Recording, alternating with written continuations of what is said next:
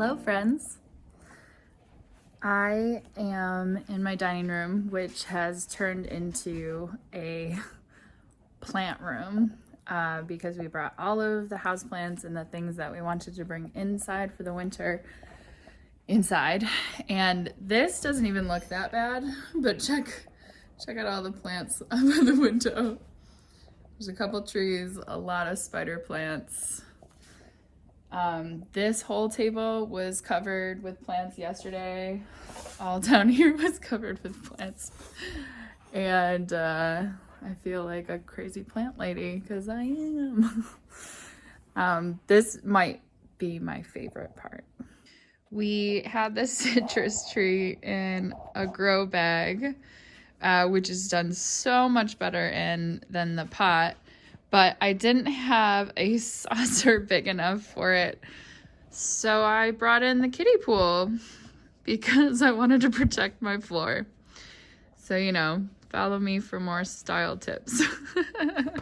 Hi, Peach. See ya.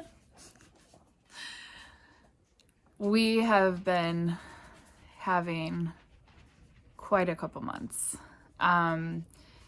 You've seen a lot of videos from us that have been very fun and playful and all the things, which is our everyday life that we love. And in the background, it's been very hard. Lately, we've had some things in my family come up, which I'm not really ready to share about, but I wanted to let you know that they're happening, and we're just starting to see the light at the end of the tunnel, but it's been pretty all-consuming for the past couple months. And I know a lot of other people have been having a hard time too, so I just wanted to say that you're not alone.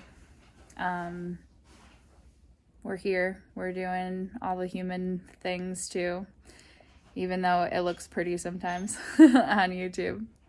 So I guess I just wanted to say that we're here and doing it with you. A couple of things that I've done for me are things like if I'm feeling like I'm in that negative spiral of thoughts, especially when everything's kind of hitting the fan, I'm trying to bring myself back to do something nice for myself. So whether that's just pausing and getting a glass of water, pausing and taking a few breaths of air, if I'm feeling like I need to pump myself up, going to the mirror and telling myself you can do this, right? All things that take less than a minute, but are acts of love for myself, stuff that can help me keep moving forward. And if you're in the muck of all of it, the light is coming. Something shifts at some point when it's unexpected, that it will, and then there's a little bit of hope somewhere. Also, reach out to your people. They're there. They're ready and wanting to help you and love on you. That was a hard thing for me to do, but it's really amazing who will show up to do stuff, and that it makes it a lot easier. The difficult thing with having a big garden and having stuff happening that doesn't have to do with that, unexpected things, is that the season keeps rolling. It is very rainy out today, so we can't really do anything outside, but we are going to do something that involves self-care, a little long-term project for self-care.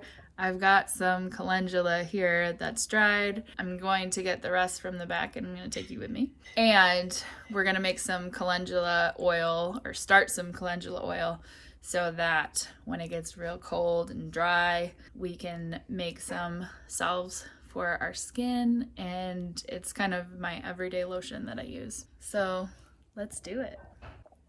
If you know anything about us, you know that we love books. Do you see how many books? And the collection just keeps growing. So I'm going to pull a couple out of my collection that I use for herb work. Rosemary Gladstar, she's amazing. This is a great beginner's book, and I'm actually going to use this one today while we're making our oil for our salve. The other one that I want to get, ooh, I love this one too. Body into Balance. So this book is really cool. It kind of splits all of the human body into different systems, and then it'll talk about the herbs that are good for those systems. I think this is a great beginner's book too. You know, start with the queen, Rosemary Gladstar, but Maria Noel Groves. She knows her stuff too. She's cool. We'll just stick with those ones for now. Those are really, really great books to begin with. They have a lot of pictures, which I love. I need some pictures in my books, or I get a little bit bored sometimes. Those are really good if you're wanting to start making medicine, or like just, you know, you have some plants that you want to start working with to see if you can make some salves or lotions or tinctures or teas or things like that. All right, so we've got our calendula. We need to go back to the drying room. All right, so this room, this extra bedroom, has become many, many things. It's been a home office and a podcasting room and a library and a lounge and a drying room, and this is currently its current formation. We've got seeds in here also, we've got herbs in here also, we've got laundry in here also, and then we also have a futon. So it's pretty fun and wild. And then you can see the library part behind me. It's still all of the things that we've talked about it being. It just keeps getting up leveled and added on to. All right, let's get these dried calendula. If you saw our how to harvest calendula and chamomile video that we posted maybe a few weeks ago, I think, you know that we were just taking some window screens that we weren't using and putting the calendula on top of it to dry. This way it's got some airflow at the bottom as well. The calendula that I have is pretty sticky when it's wet, so if you don't feel it sticky, I feel like that's not a bad rule of thumb to go by. It's pretty dry, and because I'm not going to store it in this jar super long, I'm going to throw some oil over it today. It's probably okay that it's not overly dry, right? If I was gonna store it for a long time, I would wanna make sure it's like very, very, very dry so that it doesn't mold in the jar where the air's trapped in there. There's all the calendula there. I just want to try to fill up this jar as much as I can, maybe pack it a little bit tighter before I put that oil in there. We have our jar of calendula all set, and we're gonna head to the kitchen and make some calendula oil. So earlier I talked about Rosemary Gladstar's medicinal herb book that I use really often. What I love about it is that there's a section in the beginning that tells you just generally how to make tinctures, teas, oils, salves, things like that. But later in the book, it also goes through herb by herb, some recipes for basil and sage and thyme. So things that you already might recognize in your garden, but you can make medicine out of it.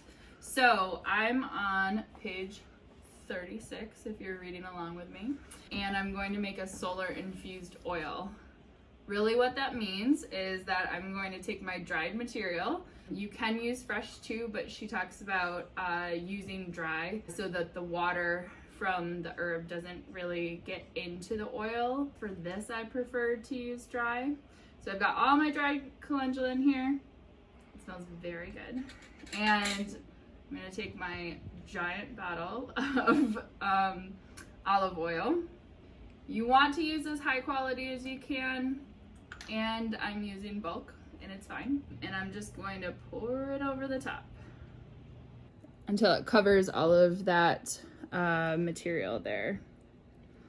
And I'll probably fill this up a little bit more. See how some of it's floating.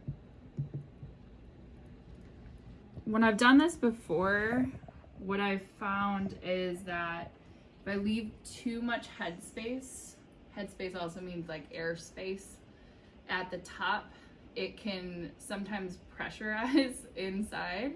So you see all those air bubbles that are kind of coming up. I'm not sure if something in our humidity or something during the summer caused that, but I'm going to take it and maybe learn from it, hopefully. And I'm just gonna fill it up a little bit more so I make sure all of that material is covered. And then what I like to do is tap it.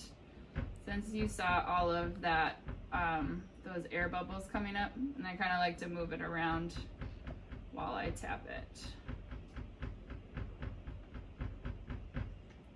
All right, and there you go.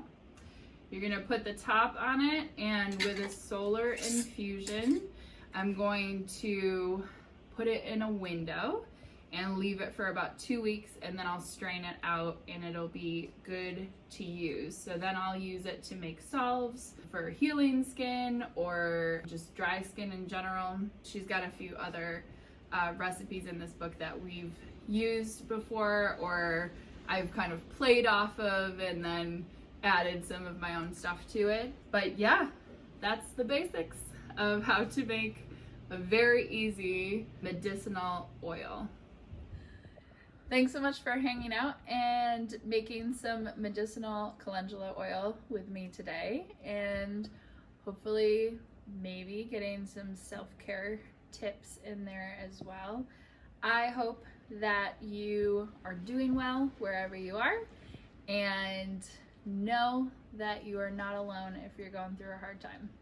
Be sure to subscribe to our channel so that you are the first to know when there's a new video out, and sending you lots of big